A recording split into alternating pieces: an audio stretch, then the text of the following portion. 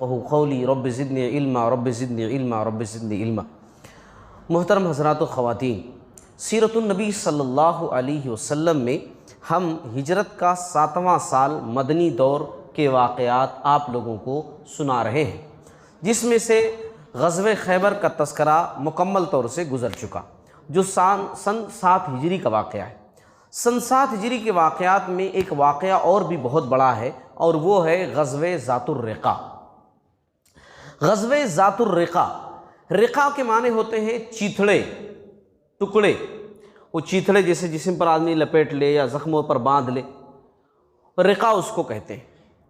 دراصل صحابہ جب اس جنگ میں گئے تھے تو بہت دشوار گزار مراحل کو طے کرتے ہوئے گئے تھے۔ راستے ایسے تھے، کیونکہ ظاہر سی بات ہے کہ آپ جنگ کرنے کے لیے جا رہے ہیں تو آپ کامن راستے سے نہیں جائیں گے جہاں سے سب لوگ آتے جاتے ہیں۔ دشمن کو آپ کے نقل و حرکت کا پتہ چل جائے گا، وہ ہوشیار ہو جائے گا۔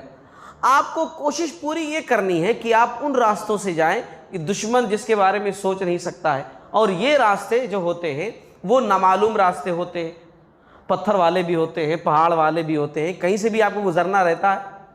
تو صحابہ گزرے ان راستوں سے، تو سواریاں نہ ہونے کی وجہ سے، پتھروں پر زیادہ چلنے کی وجہ سے پیر زخمی ہو گئے تھے اور خون نکل رہا تھا، تو ان لوگوں نے کپڑے پھاڑ پھاڑ کر کے اپنے پیروں پر باندھے ہوئے تھے، جس کی وجہ سے اس غزوے کا نام غزوہ ذات الرقا پڑا۔ ویسے اس غزوے کے اور بھی بہت سارے نام ہیں، آپ جب سیرت پڑھیں گے، تاریخ پڑھیں گے تو اس کے اندر اور بھی بہت سارے نام ملیں گے۔ میں یہ نام اس لیے آپ کو بتا رہا ہوں کہ کہیں یہ غزوہ کسی اور نام سے کہیں لکھا ہوا ہو اور آپ کہیں کہ اچھا یہ غزوہ کون سا ہے، اس کے بارے میں تو ہم نے پڑھا ہی نہیں۔ تو اس کے کئی نام ہیں، مشہور نام ذات الرقا ہے، غزوہ ذات الرقا سن 7 ہجری میں ہونے والا غزوہ، لیکن نام اور بھی بہت ہیں، جیسے غزوہ نجد بھی ہے۔ غزوہ نجد اس لیے کہتے ہیں کیونکہ وہ پورے ایریے کا نام نجد تھا۔ جیسے اب انڈیا لیول پر دیکھو تو ہم یہ دکنی علاقہ کہلاتا ہے نا، حالانکہ یہ نرمل بھی ہے، یہ تلنگانہ بھی ہے، لیکن یہ دکن بھی ہے۔ تو ایسے ہی نجد وہ ایرے کو بولتے تھے، اس لیے غزوہ نجد۔ ایک اور نام اس غزوے کا ہے غزوہ محارب و بنو سالبہ، جن قبیلوں سے لڑائی ہوئی تھی ان قبیلوں کے نام ہیں، جس کی وجہ سے یہ ایک نام ہے۔ ایک نام ہے غزوہ بنو انمار، یہ بھی قبیلہ اسی میں شامل تھا، تو اس لیے یہ بھی نام آتا ہے۔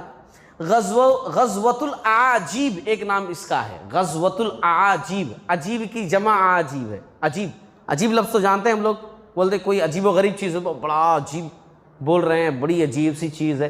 تو اس غزوے کا نام غزوۃ الاعاجیب کیوں ہے؟ کیونکہ اس غزوے کے اندر کچھ ایسے واقعات ہوئے کہ واقعی میں عجیب و غریب، وہ واقعات انشاءاللہ میں سناؤں گا کیا کر کے۔ تو اس غزوے میں یہ سارے واقعات ہوئے۔ اچھا، تقریباً یہ علاقہ جہاں پر مسلمان چل کر کے گئے، مدینہ سے 100 کلومیٹر سے زیادہ، 100 کلومیٹر کچھ چلر فاصلہ پڑتا تھا جہاں مسلمان گئے۔ اور یہ جو غزوہ ہوا اس کے پیچھے بھی کئی وجوہات تھے۔ ایک وجہ تو یہ تھی کہ محارب، بنو سالبہ، بنو انمار، یہ کیا ہے کہ خانہ بدوش ٹائپ کے قبیلے تھے، یعنی ایسے قبیلے تھے کہ جو جگہ جگہ بستے ہیں، کبھی یہاں کبھی یہاں کبھی یہاں کبھی یہاں، ایسے بستے رہتے ہیں۔ یہ لوگ کیسے تھے کہ ڈاکہ زنی میں، لوٹ مار میں بڑے آگے تھے، ان کے ہوتے ہوئے راستے سیف نہیں ہو سکتے تھے، اور اسلام امن قائم کرنے کے لیے آیا ہے۔ رسول اللہ صلی اللہ علیہ وسلم موجود ہوں، نبی موجود ہوں اور لوٹ مار ہو اور نبی اس کے واسطے کچھ نہ کریں، جبکہ ایک چھوٹی سی ریاست نبی کے پاس موجود ہو تو پھر کیسے؟ تو اسی لیے پیارے نبی صلی اللہ علیہ وسلم پہلے سے ہی چاہتے تھے کہ ان شر پسندوں کو سبق سکھایا جائے، اور جو یہ بدامنی پھیلا رہے ہیں، مسلمان ہی صرف نہیں، کوئی بھی اس راستے سے گزرے وہ سیف نہیں تھا، یہ لوٹ مار کرتے تھے بہت زیادہ۔ اور یہی لوگ تھے کہ جو غزوہ خندق میں ساتھ دینے کے لیے آئے تھے۔ تو ایک بڑی وجہ ایک اور بھی تھی، دوسری وجہ، غزوہ خندق میں 3 لوگ تھے نا خاص طور سے، ایک مکہ والے اور ایک یہودی سمجھ لیجئے، اور ایک یہ بنو غطفان جن کو بولتے تھے، چھوٹے چھوٹے کئی قبیلے یہ لوٹ مار کرنے والے۔ تو خیبر والوں کو تو سبق سکھا دیا گیا یہودیوں کو، اب سبق سکھانے کی باری ان کی تھی۔ مگر آپ صلی اللہ علیہ وسلم ابھی بھی ان کے واسطے نکلے نہیں تھے. نکلنے کا ایک واقعہ رونما ہوا. کیا ہوا کہ مدینہ کے اندر خیبر سے آنے کے بعد سب معمول کی زندگی چل رہی تھی. لوگ اپنے کاروبار میں مشغول تھے, عبادت, کاروبار, نبی کے پاس آنا جانا, گھر گرہستی, سب لگے ہوئے تھے. ایک تاجر آتا ہے دوسری جگہ سے, اور وہ تاجر بنو غطفان کے قبیلوں سے ہو کر کے آتا ہے. اپنی تجارت کرتے ہوئے ایریوں سے گھوم گھام کر کے پھر مدینہ پہنچتا, مدینہ کی مارکیٹ میں. تو مدینہ دیکھتا ہے کہ سب سکون سے سب کاروبار کر رہے ہیں, وہ دیکھ کر پریشان ہوتا ہے. بہرحال اس کا کام تجارت ہے, وہ اپنا کام کر رہا ہے. ایک دن کسی نے پوچھ لیا کہ بھائی تم اس سے پہلے کہاں دکان لگائے تھے اپنی؟ تو اس نے کہا کہ میں بنو ثعلبہ, بنو انمار, ان سب قبیلوں سے ہو کر کے آیا ہوں, اور ان لوگوں کو میں نے دیکھا ہے کہ وہ لوگ جو ہے جنگ کی تیاری کر رہے ہیں تمہارے اوپر اٹیک کرنے کے لیے. وہ لوگ تو جنگ کی تیاری کر رہے ہیں, اور تم لوگوں کو دیکھ رہا ہوں, پریشان ہو رہا ہوں میں کہ تم لوگوں کو کوئی فرق ہی نہیں پڑ رہا ہے. تم لوگ آرام سے سکون سے کاروبار کر رہے ہو, سکون سے مدینہ کے اندر گھوم رہے ہو. اچھا, جب یہ بات مسلمانوں کو پتہ چلی تو یہ بات رسول اللہ صلی اللہ علیہ وسلم تک پہنچی. آپ صلی اللہ علیہ وسلم نے تحقیق کی, بات صحیح ثابت ہوئی کہ وہ لوگ ایک تو جو ہے پہلے سے ہی غلط, اوپر سے مدینہ پر اٹیک کرنے کی وہ لوگ تیاری کر رہے ہیں. تو آپ صلی اللہ علیہ وسلم نے کہا کہ نہیں, ان لوگوں سے پہلے ہمیں ان لوگوں تک پہنچنا ہے, ہمیں پہنچنا ہے. آپ صلی اللہ علیہ وسلم نے کیا کیا, ایک روایت کے مطابق 400 یا ایک روایت کے مطابق 800, کیونکہ اصل میں آپ صلی اللہ علیہ وسلم جانتے تھے کہ یہ لوگ بہادر قوم نہیں ہیں, یہ لوگ بہادر نہیں ہیں, یہ لوگ شرپسند ہیں, بس شرارت کرنا جانتے ہیں, ہے نا, شرارت کرنا, بزدل ہیں یہ لوگ, لڑیں گے نہیں یہ لوگ. مگر آپ صلی اللہ علیہ وسلم ان کے دل میں خوف پیدا کرنا چاہتے تھے, مسلمانوں کا رعب پیدا کرنا چاہتے تھے کہ آئندہ سے جرت نہ ہو مسلمانوں کی طرف آنکھ اٹھانے کی, شرپسندی پھیلانے کی. اس لیے آپ صلی اللہ علیہ وسلم نے 400 یا 800 جماعت لی. مدینہ کے اندر سیدنا ابو ذر غفاری رضی اللہ تعالیٰ عنہ یا سیدنا عثمان بن عفان رضی اللہ تعالیٰ عنہ کو نائب بنایا نماز وغیرہ پڑھانے کے لیے, اور اس کے بعد مدینہ سے آپ صلی اللہ علیہ وسلم نکلے. اچھا, مدینہ سے جب نکلے تو آپ صلی اللہ علیہ وسلم جو ہے دشوار گزار راستوں سے ہوتے ہوتے ہوتے جب قبیلے کے قریب پہنچے تو ایک اچھے کمانڈر کی طرح آپ صلی اللہ علیہ وسلم نے صحابہ کو مختلف ٹکڑیوں میں ادھر ادھر بھیج دیا, گروپس میں, کہ ذرا پتہ لگا کر آؤ, کہیں ایسا نہ ہو کہ یہ لوگ پہلے سے کچھ تیاری کیے ہوئے ہوں اور ہمارے آنے کی اطلاع ان کو موجود ہو, اور جیسے ہی ہم اور قریب جائیں یہ لوگ ہم پر اٹیک کر دیں. کیونکہ پچھلے واقعات میں ایسا ہو چکا ہے کہ وہاں پہنچے تو دشمن تیار بیٹھا ہوا تھا. بھائی ظاہر سی بات ہے, اگر ہم سوچتے ہیں تو وہ بھی تو سوچتے ہیں, سامنے والے بھی. تو صحابہ کرام ادھر ادھر گھوم گھوم کر کے آئے, بولے نہیں ایسی کوئی بات نہیں ہے, یہ لوگ ایسا کچھ بھی فوج چھپی بھی نہیں ہے.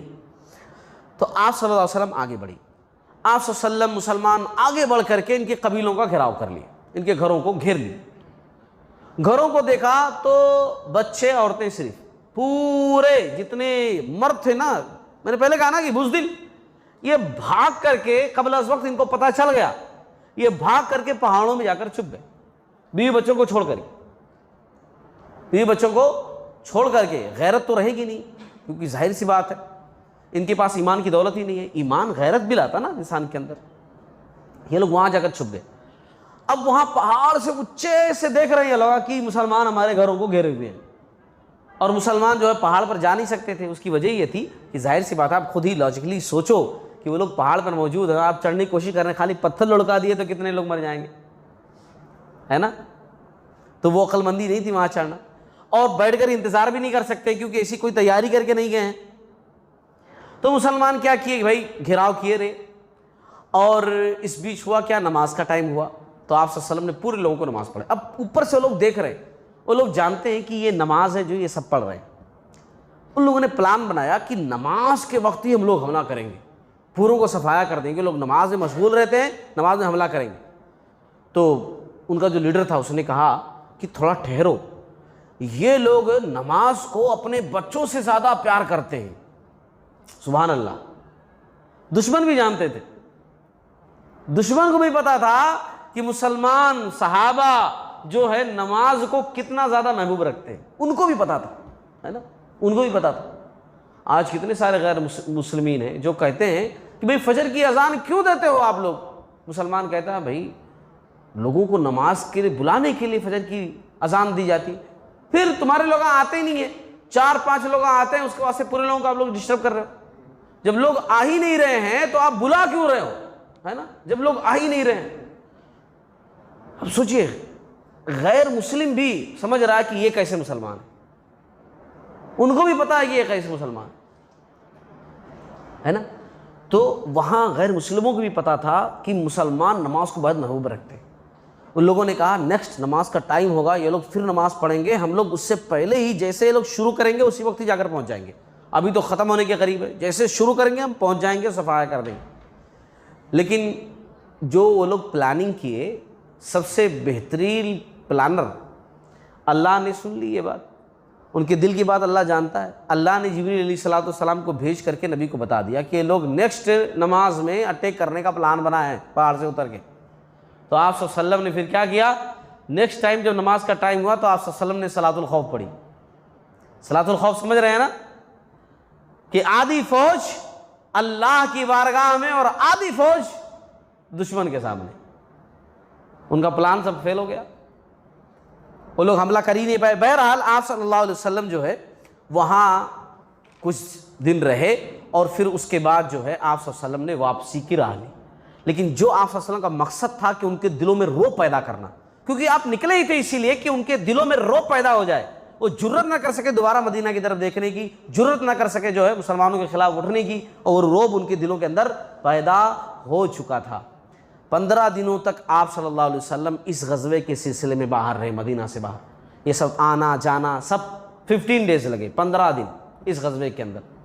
لیکن جیسا کہ میں نے پہلے کہا، اس غزوے کا ایک نام غزوۃ الاعاجیب بھی ہے. ان 15 ڈیز میں 15 دنوں میں آتے جاتے کچھ ایسے واقعات ہوئے جو بہت ہی بہترین ہیں، ہماری زندگیوں کے لیے مشعل راہ ہیں، ہماری زندگیوں کو راہ دکھانے والی چیزیں ہیں، ہمارے ایمان کو مضبوط اور تازہ کر دینے والی چیزیں.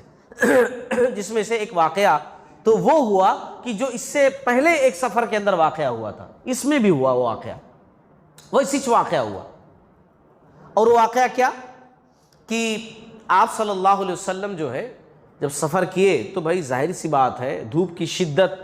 آپ صلی اللہ علیہ وسلم ایک نخلستان تھا ایسا، کھجوروں کا باغ دور دور دور تک، وہاں رکنے کے لیے بولے صحابہ کو کہ رک جاؤ یہاں پر. اب صحابہ کیا کیے کہ بھائی آپ صلی اللہ علیہ وسلم کے واسطے ایک کوئی اچھا درخت دیکھ کر کے سایہ دار، وہاں بولے کہ آپ یہاں آرام کیجئے، اور جس کو جہاں جگہ ملی وہ سب آرام کرنے کے لیے چلے گئے. اور تھکے مادے تھے، چلتے چلتے سب تھکے ہوئے تھے. قیلولہ کا وقت تھا، حالانکہ دوپہر کا ٹائم تھا، لیکن سب کی آنکھ لگ گئی، اللہ کی مرضی، تھکے ہوئے بھی تھے. ایک بندہ تھا غوث بن حارث، دشمنوں میں سے تھا. اس نے اپنے ساتھیوں سے کہا تھا کہ میں اکیلے جا کر کے محمد کا سر لاؤں گا صلی اللہ علیہ وسلم، میں جاؤں گا سر لاؤں گا. ان ساتھیوں نے کہا کہ ہو ہی نہیں سکتا، ناممکن ہے. اس نے کہا نہیں لاؤں گا، چاہے دھوکے سے لانا پڑے، سامنے سے نہیں پیٹھ پیچھے سے وار کرنا پڑے، لیکن لاؤں گا میں، دیکھنا تم لوگ یہی ٹھہرو میں لے کر کے آتا ہوں. وہ پیچھے پیچھے لگا ہوا تھا کہ کہاں چانس ملے، کہاں چانس ملے، کہاں چانس ملے.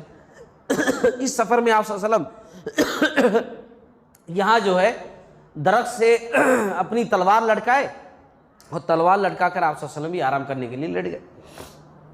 آیا تلوار اٹھائی، آپ صلی اللہ علیہ وسلم کو جو ہے اٹھایا اور کہا میں یمنعک منی اليوم. اس نے کہا آج میرے ہاتھ سے آپ کو کون بچائے گا، کون بچائے گا. آپ صلی اللہ علیہ وسلم ظاہر سی بات ہے نبی ہیں، ہے نا، نبی ہیں، ہم ان کے امتی ہیں، ہم یہ جانتے ہیں اچھی طریقے سے کہ موت اور حیات دینے والی ذات اللہ تعالیٰ کی ہے. اللہ جب زندگی دینا چاہے تو کوئی لے نہیں سکتا، اور اگر اللہ تعالیٰ لینا چاہے تو کوئی زندگی دے نہیں سکتا ہے نا. تو وہ تو امام الانبیاء ہیں. آپ صلی اللہ علیہ وسلم نے بڑے اطمینان سے کہا اللہ، اور کون بچائے گا، اللہ. آپ صلی اللہ علیہ وسلم کی زبان سے یہ لفظ نکلنا تھا، سننا تھا، لفظ اللہ سے اس پر اتنی ہیبت طاری ہوئی کہ تلوار اس کے ہاتھ سے چھوٹ گئی. آپ صلی اللہ علیہ وسلم نے اٹھا لی، اور اس کے بعد آپ صلی اللہ علیہ وسلم نے کہا کہ اب بتاؤ تمہیں کون بچائے گا، تمہیں کون بچائے گا. اب وہ تو یہ نہیں کہہ سکتا تھا نا کہ مجھے بھی اللہ بچائے، کیونکہ اللہ کو ماننے والا ہی نہیں ہے، وہ تو اللہ کا مانتا نہیں ہے. تو منت سماجت کرنے لگا، کہنے لگا کہ آپ بہت اچھے ہیں، ہم نے سنا کہ آپ رحم کرتے ہیں، آپ معافی کو پسند کرتے ہیں، آپ بڑے اخلاق والے ہیں، وغیرہ وغیرہ تمام چیزیں کہنے لگا. اور سچ مچ آپ صلی اللہ علیہ وسلم رحم دل تھے. وما ارسلناک الا رحمۃ للعالمین، آپ صلی اللہ علیہ وسلم پوری دنیا کے لیے رحمت بنا کر بھیجے گئے ہیں. آپ صلی اللہ علیہ وسلم نے کہا کہ ٹھیک ہے میں تمہیں معاف کرتا ہوں. آپ صلی اللہ علیہ وسلم نے اسلام پیش کیا اور کہا کیا تم ایمان لاتے ہو؟ تو اس نے کہا کہ نہیں ایمان نہیں لاؤں گا، لیکن ہاں ایک وعدہ ضرور کروں گا کہ آج کے بعد کبھی بھی آپ کے خلاف نہیں لڑوں گا، آپ کے خلاف کبھی بھی تلوار نہیں اٹھاؤں گا، یہ وعدہ کرتا ہوں.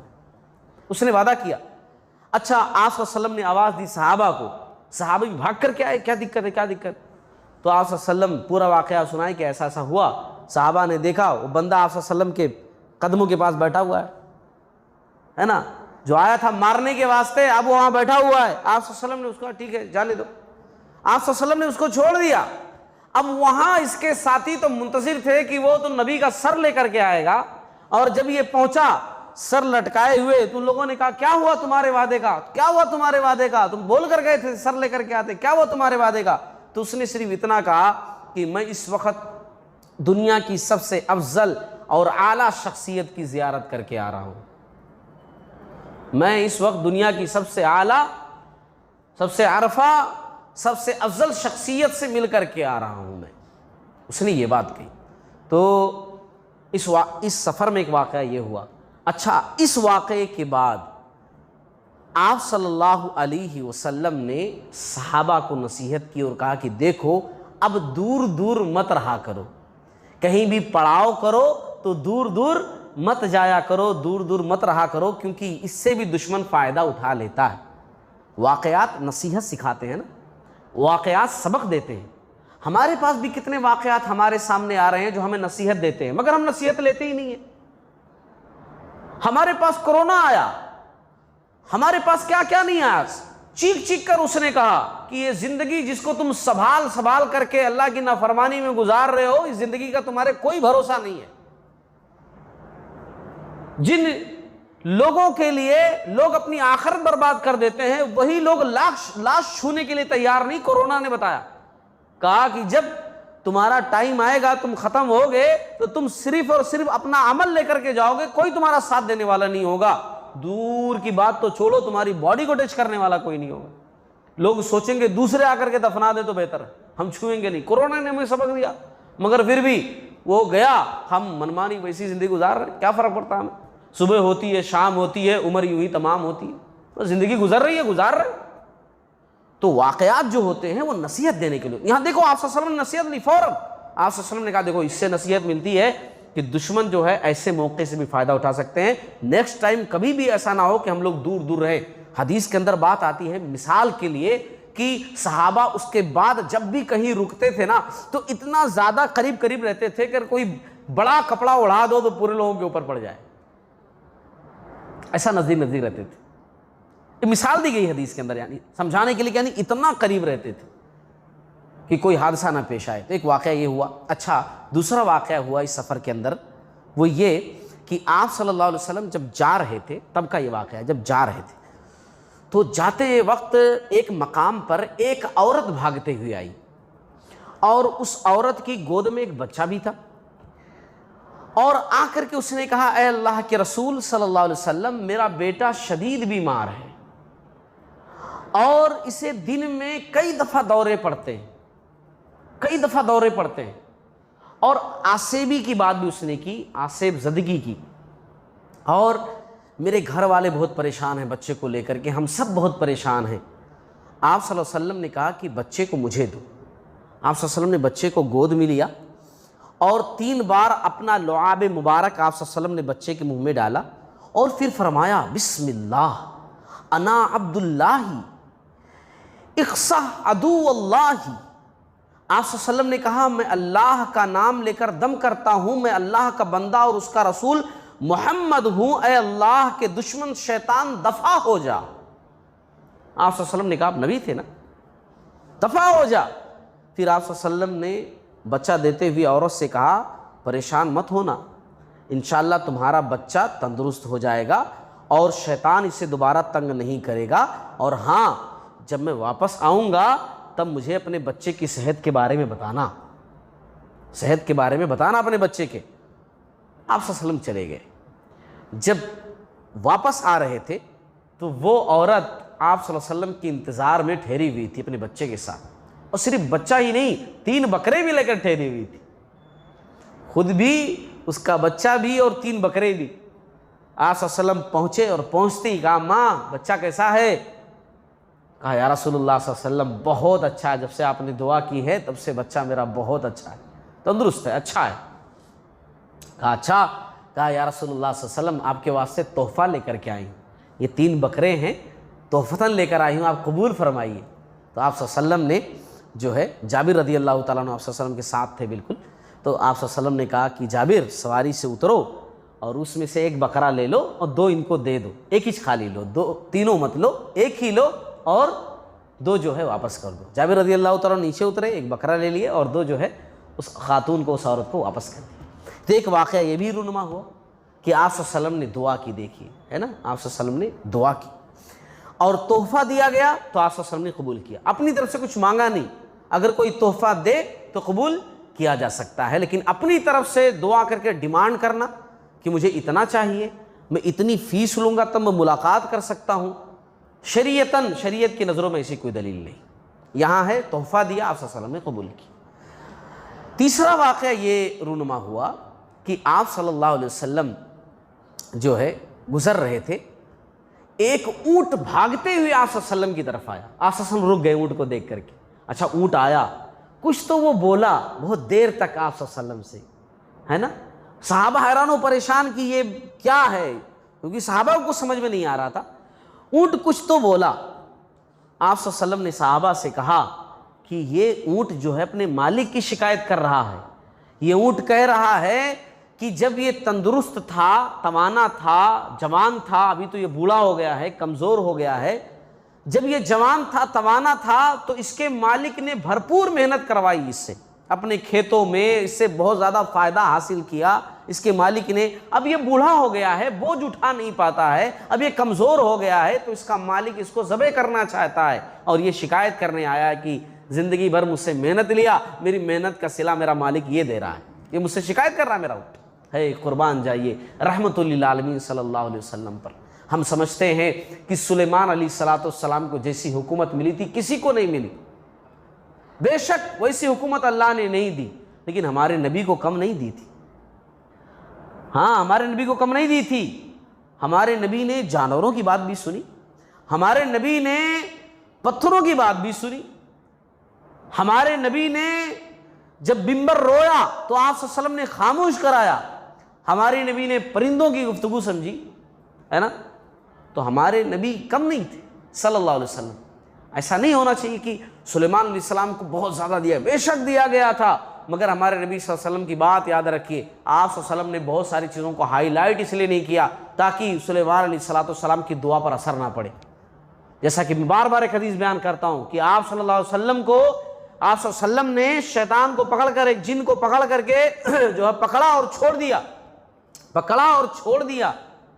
آپ صلی اللہ علیہ وسلم نے واقعہ لوگوں کو بیان کیا، کہا کہ میں چاہتا تو اس کو باندھ دیتا مسجد کے کھمبے سے، اور صبح جو ہے مدینہ کے بچے اس کے ساتھ کھیلتے، لیکن پھر مجھے اپنے بھائی سلیمان علیہ السلام کی دعا یاد آ گئی کہ انہوں نے دعا کی تھی کہ اے اللہ ایسی حکومت عطا فرما جیسا کسی اور کو عطا نہ فرما۔ تو اگر میں بھی وہی کرتا تو وہ دعا کی بات نہیں رہ جاتی، ہے نا، ہمارے نبی کو کم نہیں دیا گیا تھا صلی اللہ علیہ وسلم۔ تو بہرحال آپ صلی اللہ علیہ وسلم نے جابر رضی اللہ تعالیٰ عنہ سے کہا کہ جاؤ اس کو مالک کو بلا کر لے کر آؤ، جاؤ مالک کو بلا کر لے کر آؤ، اس کو اونٹ نے شکایت کی ہے اس کے۔ جابر رضی اللہ تعالیٰ پریشان ہو گئے، یا رسول اللہ صلی اللہ علیہ وسلم سفر میں ہے، کون سا ایریا، کون سا مالک، میرے کو کچھ پتہ ہی نہیں کون اس کا مالک ہے، کس کو بلا کر لے کر آ جاؤں میں، کیونکہ ظاہر سی بات ہے اب اس کا مالک کون ہے کس کو پتا۔ تو آپ صلی اللہ علیہ وسلم نے کہا کہ یہ جائیں گا ساتھ میں، یہ تم کو بتائے گا کہ کون اس کا مالک ہے، جاؤ اس کے ساتھ۔ جابر رضی اللہ تعالیٰ عنہ اونٹ کے ساتھ گئے، اونٹ چلتے چلتے چلتے بنو خطمہ ایک ایریا تھا، وہاں مجلس کچھ لوگوں کی بیٹھی ہوئی تھی، وہاں اونٹ جا کر کے رک گیا۔ جابر رضی اللہ تعالیٰ عنہ سمجھدار تھے ماشاءاللہ، وہاں پہنچ کر پکارے، بھائی یہ اونٹ کس کا ہے، کس کا یہ اونٹ؟ تو ایک آدمی بولا میرا ہے۔ چلو رسول اللہ صلی اللہ علیہ وسلم تم کو بلا رہے ہیں۔ آپ صلی اللہ علیہ وسلم کے سامنے وہ آدمی حاضر ہوا، آپ صلی اللہ علیہ وسلم نے اس سے کہا تمہارے اونٹ نے مجھ سے شکایت کی ہے کہ تم جو ہے اس کے جوانی اور طاقتور کے دنوں میں اسے بھرپور محنت لیے، اور اب جب یہ بوڑھا ہو گیا ہے، کمزور ہو گیا ہے، تم اس کو مارنا چاہتے ہو، ذبح کرنا چاہتے ہو۔ تم اس کو ذبح کرنا چاہتے ہو, تمہارے اونٹ نے شکایت کی ہے. تو اس نے کہا کہ یا رسول اللہ صلی اللہ علیہ وسلم بات تو صحیح ہے, اب میں کیا کروں اس کا, جب یہ کام کے لائق نہیں رہ گیا. اس نے جو شکایت کی ہے وہ ٹھیک شکایت کی, جھوٹ نہیں بول رہا ہے, صحیح بول رہا ہے یہ. تو آپ صلی اللہ علیہ وسلم نے کہا اچھا تمہارے کام کے لیے نہیں ہے یہ, کیا کروں یا رسول اللہ صلی اللہ علیہ وسلم اس کا, ٹھیک ہے مجھ سے بیچ دو. ٹھیک ہے لے لیجیے. آپ صلی اللہ علیہ وسلم نے خرید لیا. اب یہ اونٹ جو آپ صلی اللہ علیہ وسلم نے خریدا تھا نا, اس کو آپ صلی اللہ علیہ وسلم نے فرسٹ تو چھوڑ دیا آزاد.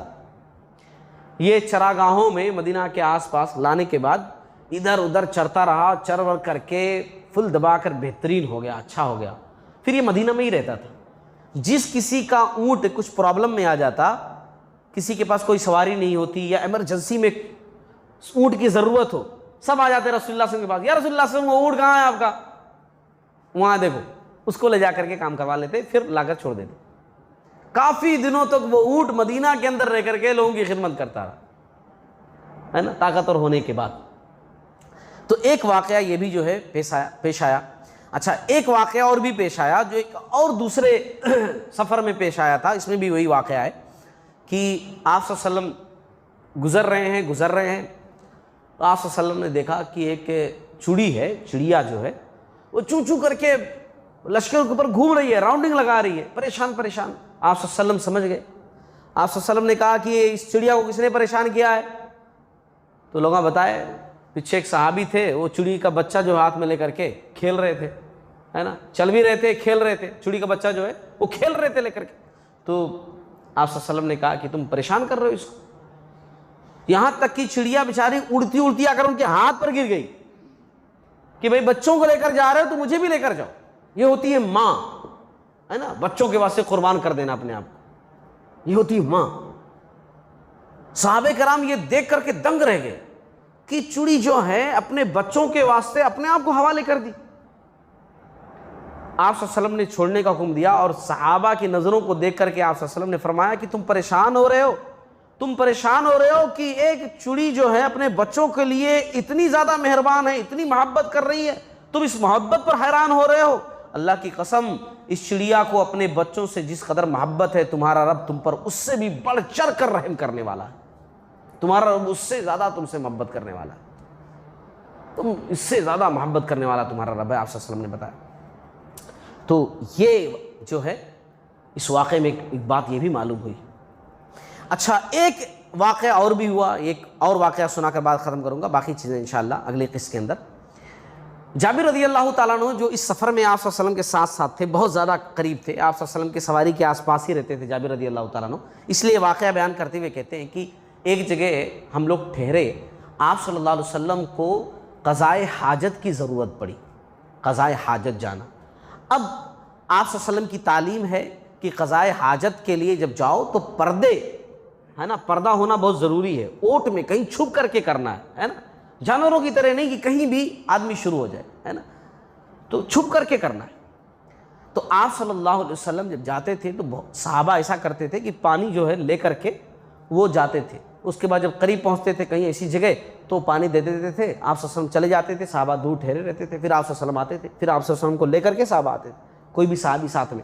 تو جابر رضی اللہ تعالیٰ عنہ وہ پانی لیے ہوئے تھے, اب آپ صلی اللہ علیہ وسلم جا رہے تھے. اب پورا صحرا ہے, مطلب کچھ دکھائی نہیں دے رہا ہے, کوئی جھاڑ ور نہیں ہے, کوئی اوٹ نہیں ہے, ایک دم میدان ہے چٹیل, کہاں ضرورت سے فارغ ہوا جائے, کوئی پردہ نظر نہیں آ رہا ہے جس کے اوٹ میں رہ کر کے ضرورت سے فارغ ہوا جائے. تو دور آپ صلی اللہ علیہ وسلم نے جو ہے دو جھاڑ دیکھے, درخت دیکھے. آپ صلی اللہ علیہ وسلم جو ہے وہ جھاڑ کے پاس گئے, جھاڑ کو پکڑا اور کہا اے جھاڑ اللہ کے لیے میرے ساتھ چلو, اے درخت اللہ کے حکم سے میرے فرمانبردار ہو جاؤ, میرے ساتھ چلو. یہ آپ صلی اللہ علیہ وسلم نے کہا اللہ کے حکم سے میرے فرمانبردار ہو جاؤ اور میرے ساتھ چلو.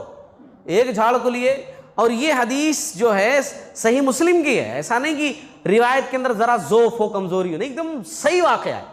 اسی لیے تو اس سفر کو غزوۃ الاعاجیب کہتے ہیں کہ اس سفر میں کچھ ایسے عجیب و غریب واقعات رونما ہوئے کہ سن کر کے آدمی کو لگتا کہ اتنی عجیب بات ہے, یہ کیسی عجیب و غریب بات ہے, ایسا لگے, اسی لیے تو کہتے ہیں. تو وہ ایک جھاڑ کو لیے, اچھا دوسرے جھاڑ کو بولے, دونوں جھاڑا چلے, دیکھو دونوں جھاڑا چل, سوچئے کتنا عجیب منظر رہا ہوگا. اور جابر رضی اللہ تعالیٰ پریشان ہے. اس کے بعد گئے, وہ جھاڑ جو ہے اوٹ ہو گیا, ایسا آپس قریب آ گئے, آپ صلی اللہ علیہ وسلم پانی لیے ان سے چلے گئے اس کے اوٹ میں، ضرورت سے فارغ ہوئے، اور اس کے بعد پھر آپ صلی اللہ علیہ وسلم آئے۔ آپ صلی اللہ علیہ وسلم نے پھر جھاڑوں کو کہا کہ اپنے اپنے جگہ پر چلے جاؤ، اللہ کے حکم سے وہ اپنے اپنے جگہوں پہ چلے گئے، وہ جھاڑ اپنی جگہ پر چلے گئے۔ پھر اس کے بعد اب حیران و پریشان یہ ٹھہرے ہوئے ہیں۔ جابر رضی اللہ تعالیٰ عنہ، آپ صلی اللہ علیہ وسلم نے کہا کہ جابر جی رسول اللہ صلی اللہ علیہ وسلم کہیے کیا حکم ہے؟ تو کہا کہ وہ دونوں جھاڑوں کے پاس جاؤ، ان میں سے ایک ایک ٹہنی توڑ کر لے کر کے آؤ۔ گئے، سمینا و آتانا، نبی کی بات، وہ توڑ کر لے کر کے آئے دونوں جھاڑوں سے، کہا کہ وہ اس جگہ پر دونوں جگہوں پر ایک ایک لگا دو، اسے ایک ایک ٹہنی لگا دو، لگا دیے۔ اس کے بعد آ کر کے سوال کیا، یا رسول اللہ صلی اللہ علیہ وسلم وہ کیوں لگوائے ہیں؟ سوال تو بنتا ہے نا، وہ کیوں لگوائے ہیں؟ تو آپ صلی اللہ علیہ وسلم نے کہا کہ بڑی مشہور سی بات ہے، دیکھو یہ آپ صلی اللہ علیہ وسلم نے کہا کہ دراصل یہاں دو لوگوں کی خبریں ہیں جن کو سزا دی جا رہی ہے، عذاب ہو رہا ہے، اسی لیے جو ہے میں نے جو ہے ان کے واسطے دعا کی ہے، اور امید ہے کہ جب تک یہ ہرے رہیں گے، یہ شاخیں ہری رہیں گی، تب تک جو ہے یہ عذاب سے محفوظ رہیں گے، امید ہے کہ محفوظ رہیں گے۔ یہ آپ صلی اللہ علیہ وسلم نے جو ہے کیا۔ صحیح مسلم کی یہ حدیث ہے۔ اب اس واقعے سے یہ دلیل لینا کہ ہم بھی جو ہے قبروں پر جھاڑ کی ٹہنیاں لگانا شروع کر دیں تو غلط ہوگا، کیونکہ نبی کی بات الگ ہے نا، یہ نبی کی خاصیت تھی، نبی کا خاصہ تھا، یہ اسپیشل نبی صلی اللہ علیہ وسلم کے لیے، نبی کے لیے، کیونکہ قبر والوں کو عذاب ہو رہا ہے یہ پتہ نبی کو ہو سکتا ہے، کسی اور کو نہیں۔ اور اگر اس واقعے سے دلیل لینا کہ ہر اس پر کچھ بھی کر سکتے ہو، تب تو صحابہ سب سے پہلے کرتے تھے، صحابہ لیکن زندگی بھر کبھی ایسا نہیں کیا، صحابہ نے ایسا نہیں کیا۔ جابر رضی اللہ تعالیٰ عنہ دیکھے اس حدیث کے راوی ہیں، مگر انہوں نے زندگی میں کبھی نہیں کیا۔ مطلب کیا ہوا، یہ آپ صلی اللہ علیہ وسلم کے لیے خاص تھا۔ ابھی لوگ کیا ہے، قبروں پر پھولاں پہنا چڑھا دے رہے، بالکل، اور پورا پھولوں سے اس کو مود دے رہے۔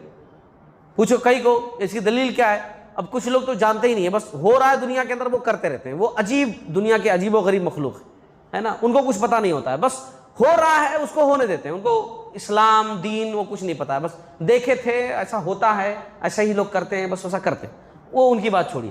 کچھ لوگ یہی جواب دیتے ہیں، کہتے ہیں کہ نہیں، وہ رسول اللہ صلی اللہ علیہ وسلم نے وہ دو جھاڑوں کی ٹہنیاں ایسے لگائی تھی نا، تو ہم لوگ وہ ٹہنیوں کے بجائے پھولا چڑھا دے رہے، اس کا مطلب اب ڈکلیئر کر دے رہے ہو، فائنل کر دے رہے ہو کہ ان کا عذاب ہو رہا۔ اچھا چلو یہاں آپ نارمل چڑھا دیے، تھوڑی بات سمجھ میں آتی ہے، جن کو آپ اللہ کا ولی مانتے ہو ان کو بھی چڑھا دے رہے ہو، کمال کی بات ہے۔ جن کو آپ اللہ کا ولی مان رہے ہو، بول رہے ہو کہ یہ پوری دنیا کو بانٹنے والے ہیں، یہ سب کا بیڑا پار کرنے والے ہیں، یہ ہم کو ان کا دامن پکڑ کر کے ہم جنت کے اندر چلے جائیں گے، ان کو بھی چڑھا دے رہے ہو، تو اس کا مطلب کیا ہوا کہ اس کا مطلب وہ بھی عذاب ہو رہا ہے ان کو۔ تو جب ان کو عذاب ہو رہا ہے، وہ خود بیچارے پریشان ہیں، اور آپ ان کو خامخواہ پریشان کر رہے ہیں، مطلب لاجک بھی کوئی چیز ہوتی ہے نا، کچھ بھی۔ اسی لیے کہتے ہیں دین اسلام کو اس طرح سمجھنا چاہیے جیسے صحابہ نے سمجھا ہے، احادیث کو ویسے سمجھنا چاہیے جیسے کہ صحابہ نے سمجھا ہے۔ اب اس حدیث کو اپنے طریقے سے سمجھے تو یہی سب ہوگا، اور جب صحابہ کے نظریے سے سمجھیں گے، جس کو بولتے ہیں منہج سلف، وہ نظریے سے جب سمجھیں گے تو پتہ چلے گا کہ یہ نبی کی خاصیت تھی، یہ صرف نبی کے لیے خاص تھا کہ نبی نے ایسا کیا تو ان کو فائدہ ہوا، نبی کو پتہ چلا تو نبی نے ایسا کیا، اس کو دلیل بنا کر کے پورے لوگ ایسے کرنا شروع کر دینا، کوئی مفتی صاحب ہیں تو کوئی مولوی صاحب ہیں تو کوئی امام صاحب ہیں، سب ایسا کرنا شروع کر دیے، کوئی درگاہ کے مجاور ہے انہوں کرنا شروع کر دیے، اور سب کے واسطے فائدہ ہو جائے گا، ایسی بات نہیں ہے نا۔ ایک حدیث کے اندر تو باقاعدہ بتایا گیا ہے کہ ان دونوں لوگوں کو عذاب ہو رہا ہے کسی بڑی چیز کی وجہ سے نہیں، یعنی دنیا کے اندر کوئی بڑا گناہ لوگ اس کو نہیں سمجھتے، معمولی گناہ سمجھتے ہیں، حالانکہ وہ ہے بڑا گناہ، لیکن لوگ معمولی سمجھتے ہیں کہ ایک صاحب چغل خوری کرتے تھے، ایک صاحب پیشاب کی چیٹوں سے بچتے نہیں تھے۔ تو اگر یہ دلیل بنا کر کے آج لوگ حرکتیں یہ سب کریں کہ پھولا چڑھا دیا کریں یا ٹہنیاں لگا دیا کریں یا کیا کر دیا کریں، تو اس کا مطلب ہے کہ وہ فائنل کر دے رہے ہیں کہ صاحب قبر جو ہیں یا تو چغل خور تھے یا پیشاب کی چیٹوں سے بچتے نہیں تھے، یا ان کو عذاب ہو رہا ہے نا، فائنل کر دے رہے ہیں۔ تو اس حدیث سے ایک بات اور بھی معلوم ہوتی ہے کہ پیشاب کی چیٹوں سے بچنا چاہیے ہمیں، ہے نا۔ اسی لیے میں کہہ رہا ہوں، دیکھو پیشاب کی چیٹوں سے بچنا چاہیے، اور اسی لیے میں نصیحت کر رہا ہوں کہ کپڑے ایسے پہنو جو ڈھیلے ڈھالے ہوں، ڈھیلے ڈھالے ہوں کہ بیٹھ کر کے آپ آرام سے قضائے حاجت کر سکو، ضرورت سے فارغ ہو سکو۔ کتنے لوگ ہیں اتنے ٹائٹ کپڑے پہنتے ہیں کہ صحیح سے بیٹھ نہیں سکتے، ہاں میں بہت زیادہ ایکسپلین نہیں کر سکتا، وہ بیٹھ نہیں پاتے صحیح، اتنے ٹائٹ کپڑے پہنتے ہیں۔ اور اگر پیشاب کی چھینٹیں آپ کے اوپر پڑ جا رہے ہیں، آپ پھر بیٹھ نہیں سک رہے ہو، آپ کھڑے ہو کر کے ضرورت سے فارغ ہو رہے ہو، تو کھڑے ہونے کا جو پرابلم ہے سائنسی اور شرعی، وہ ایک تو الگ چیز ہے ہی ہے، آپ کے کپڑوں پر چھینٹیں بھی پڑیں گے، جو اتنا بڑا گناہ ہے۔ اور چغل خوری سے بچنا چاہیے، یہ بھی اپنے آپ میں بہت بڑا گناہ ہے۔ اللہ تعالیٰ ہم تمام لوگوں کو کہنے سننے سے زیادہ عمل کرنے والا بنائے۔ باری تعالیٰ سیرت نبوی صلی اللہ علیہ وسلم کی روشنی میں ہماری زندگیوں کے اندر نور ہی نور بھر دے، اور کفر اور ظلم اور گناہ کی ظلمتوں سے اللہ رب العالمین جو ہے تاریکیوں سے ہماری زندگی کو نکال کر کے قرآن اور حدیث کی روشنی میں نہلا دے، آمین۔